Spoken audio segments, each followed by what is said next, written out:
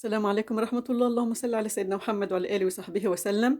لو أنتِ قلقانة الفراخ المشوية ما تطلعش مستوية منِّك أو ناشفة منِّك، شوفي بقى الطريقة ديّة تحفة يا بنات بجد رهيبة، شايفين بقى مستوية شكلًا ولون وطعمة آخر طعم بجد، وبطريقة سهلة جدًا وكلنا هنعملها إن شاء الله تطلع مضبوطة. ما تنسوش اللايك والاشتراك وتعالوا نشوف طريقتنا.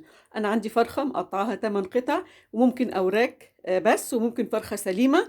طبعًا بتكون مفتوحة من ضهرها، يعني ال3 طرق دُولة هتنفع نفس طريقتنا ديّة في الشوي. تعالوا نشوف المقادير بتاعتنا بقى. أنا عندي بصلة، وعندي حوالي 5، 6 فصوص توم، عندي طماطماية، عندي هنا ربع كوب زيت، وهاخد برضه زيّها خل أو 3 معالق خل كبار أو ربع كوباية خل. ما تقلقيش من الخل هنا، ده بيساعد على السِوَى وبيخلّيها بتبقى طرية، بتبقى جميلة جدًا. هاحط بقى المكونات كلّها عندي في الخلاط وهاضربها كويس جدًا.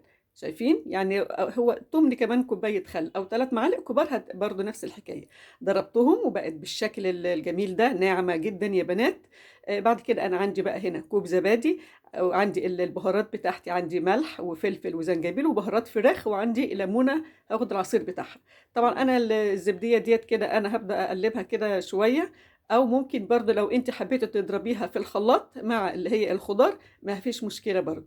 تمام. بعد كده هاعصر أنا الليمونة هنا. وبعد كده أهوّة هابدأ بقى أقلّب كويس جدًا اللي هي المقادير، ونبدأ نحط اللي هي الفرخة بتاعتي، شايفين لازمًا نغطّسها كده في التتبيلة بتاعتي. طيب أهم حاجة بقى هنسيبها علشان تاخد الطعم الجميل ده، يعني أقل حاجة ساعة يا بنات في التتبيلة، لو بيّتيها هيبقى أجمل، لو مستعجلة بقى هتبقى مثلًا من ساعة لساعتين على حسب الوقت اللي متوفّر عندِك. هنسيبها بقى ونرجع تعالوا نشوف بقى إحنا هنشويها إزاي. عندي هنا الصينية وفيها ورقة ألمونيوم، وعندي الشبكة اللي هي عند في كل بيت دلوقتي اللي هي الشبكة بتاعة الشوي. طب لو أنا ما عنديش شبكة هتحطيهم في صينية أو في صاج في الفرن كده، وهي نفس طريقة السوا اللي هنقولها كمان شوية.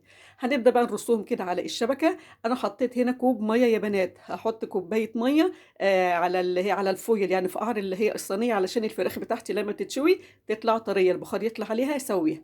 طيب السوا بقى على حرارة 200 في الرف الأوسط، هتقعد من ساعة وربع لساعة ونُص على حسب وزن الفراخ اللي أنتِ جايباها. يعني الفرخة لو أنتِ جايباها أو هتقطّعيها تبقى مثلًا كبيرة شوية، الوقت هياخد أزيد في الفرن، وأنتِ طبعًا بتختبري الفراخ قبل ما تطلّعيها من الفرن. تمام. هنحاول بقى يعني أضغط عليها كده عشان لو الفراخ بتبقى لازقة في الشبكة شوية. وبعد كده طريقة طبعًا اللي هي الفحم، الخطوة ديّة اختياري، بس دي بتدّينا طعم اللي هي الشوي كده بالفحم كده بيبقى طعمها جميل.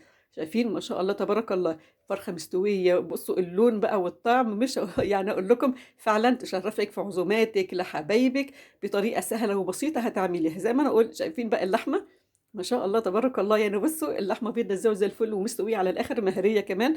بصراحة أنا باحبها مستوية أوي. يا رب الفيديو ينول رضاكم وتنفذوه، والسلام عليكم ورحمة الله وبركاته.